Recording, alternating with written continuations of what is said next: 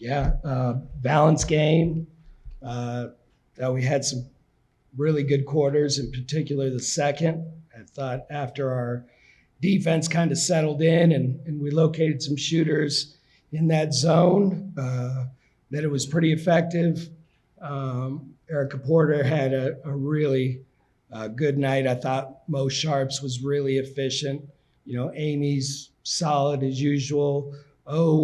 Stepped up. Olivia Hill stepped up quite a bit and just made some good basketball plays. This team, as long as they keep growing, I'm okay. We're moving forward. We continue to play hard. We're going to play smarter. And as long as we do that, I'm a pretty proud and happy coach.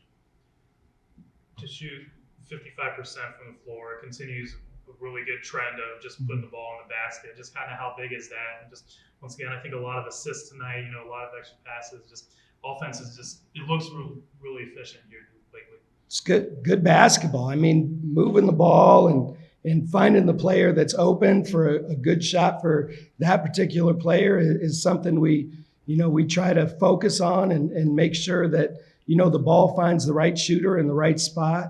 And they've been doing that lately. I mean, we had a few bad possessions today where the ball kind of stuck, but for the most part, it was changing sides of the floor, played inside out, got some really good opportunities. And, I thought it's a pretty difficult defense to play against. They do a lot of soft switching and containment and hard to play against, hard to make reads, hard to find the open player. They plug gaps. So I thought we did a really good job of moving the ball. And, 23 assists is really good on 26 made field goals. So if we can eliminate some of those turnovers, really good offensive game.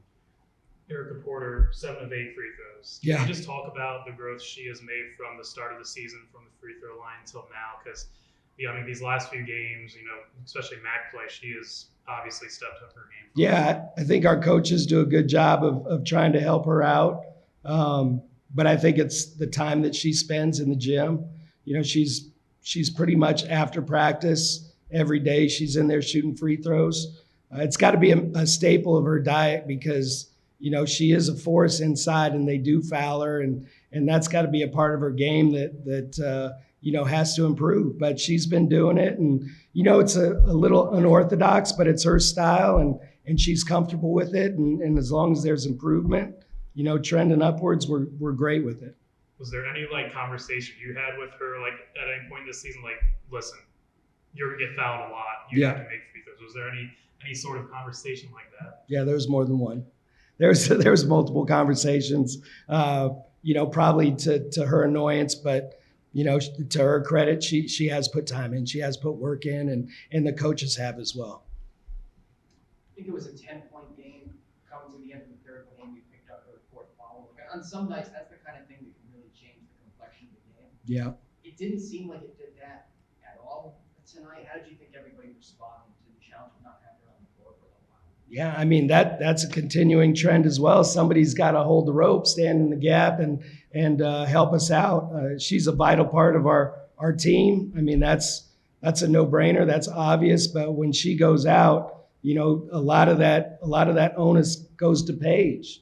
But we always say, you've got to help your teammate out. You got to make yourself available. Got to alleviate pressure. We can't put all that on Paige's back, but she did a pretty good job of handling Amy's absence. I think it's just part of our team. We're going to have people that step up and help us out. Emily played almost 10 minutes. JC played 10 minutes. We got to find help. We got to find help. Our lineup just screams. We got to stand in the gap. So they've done a tremendous job. I mean, there's nothing bad on this stat sheet from the bottom half of the lineup that didn't start. So you can't ask for more than that. You've got the Play for K game on Saturday. Is there anything that makes that personally significant for you? Oh, yeah.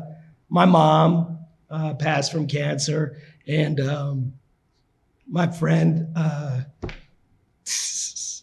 Nikki McCrae recently. So it's a big deal. And, we're going to play for something bigger than ourselves on Saturday. And I hope we represent the way we need to.